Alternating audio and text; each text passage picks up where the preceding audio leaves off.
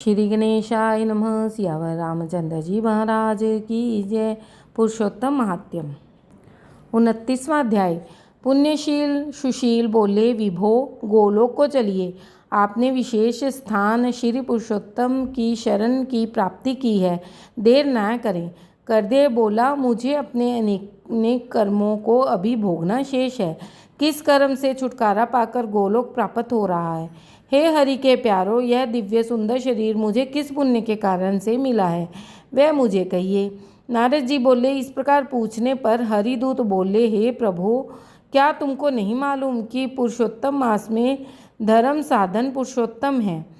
विष्णु भगवान को प्रिय होने के कारण इसे पुरुषोत्तम नाम मिला है। उसी मास का तुम तप कर चुके हो जो देवताओं को भी अलभ्य है। मुख में रोग होने के कारण फल आदि ना खाकर तुम फेंक देते थे, स्वयं निराहार रहते थे। उन गिरे हुए फलों को अन्य प्राणी खाकर तृप्त होते थे। दुख के कारण तुम जल भी नहीं पी पाते थे। यह सब पुरुषोत्तम मास में अनजाने में तप एवं व्रत हो गया। तुमने इस वन में विचरण करते हुए धूप, जाड़ा, बरसात आदि सब दुख सहे और अंत में परम पवित्र तीर्थ में गिरकर 5 दिन तक डुबकी लगाते रहे। इस प्रकार रोग के कारण अनजाने में पुरुषोत्तम मास का यह स्नान भी हो गया। यह तुम्हारे तप का ही फल है। पुरुषोत्तम मास का जो स्नान आदि श्रद्धा पूर्वक करते हैं, उसके फल का कौन प्रशंसा कर सकते हैं।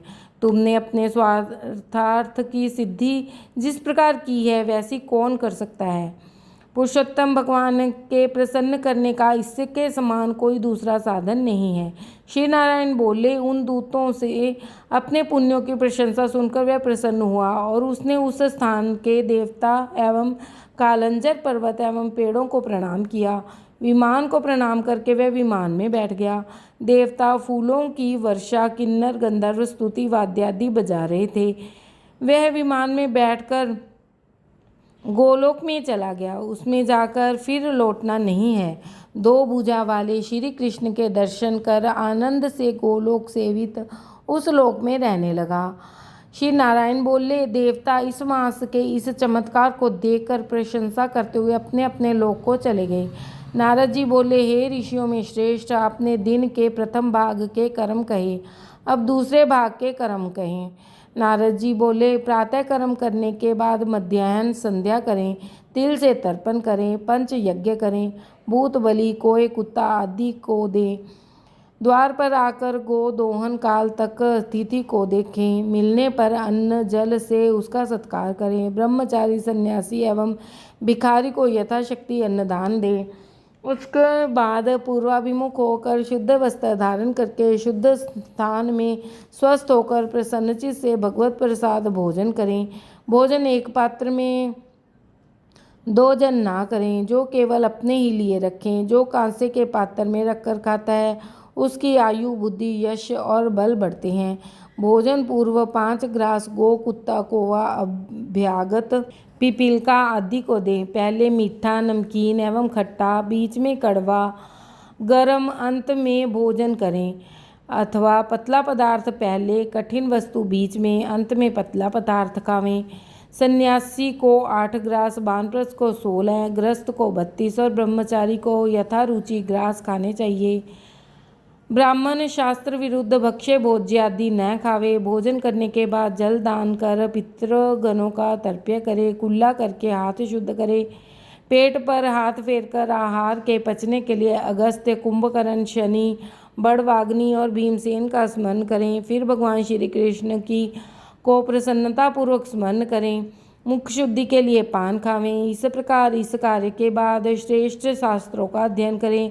आजीविका न होने पर भी 2 घड़ी तो स्वस्थ मन होकर अध्यात्म विद्या का श्रवण ध्यान करें। इसके बाद भगवान का ध्यान कर अपने कारोबार व्यापार में लगें। जब सूर्य अस्त होने वाले हों तब घर में आकर या तीर्थ में संध्या वंदन करें। संध्या के समय टल जाने पर अर्धरात्रि को अवश्य संध्या करें। जो नियम से संध्या करता है वह तेजस्वी होता है। संध्या के बाद तारे निकलने तक गायत्री मंत्र का पाठ कर सूर्य एवं दिशाओं के देवताओं को नमस्कार करें। फिर नौकरों या घर में अन्य सदस्यों से ही थोड़ा भोजन कर शयन करें। अपने घर में पूर्व, स्वसुर और घर के दक्षिण दिशा में और परदेश में पश्चिम की ओर सिर करके सोवें, उत्तर की ओर सिर कभी न करें। सुखपूर्वक शयन के लिए अगस्त्य, माधव, महाबली, मुचकुंद, कपिल मुनि और अगस्त्य मुनि का नाम स्मरण करें। सिरहाने जल का कलश रखें। ऋतुकाल के समय स्त्री सहवास न करें। रात्रि में 2 पहर सोवें, बाद में उठकर वेदाध्ययन करें। इस प्रकार दैनिक कर्तव्य करने वाला सुख को प्राप्त होता है। श्री नारायण जी बोले, यह गृहस्थाश्रम के सुंदर कर्तव्य कर्म वेद के समान है। संसार की भलाई के लिए ही मैंने ये वचन कहे हैं। श्री बृहन्नारद पुरुषोत्तमास महात्म्यम 29वां अध्याय समाप्त। बोलो सियावर रामचंद्र भगवान की जय।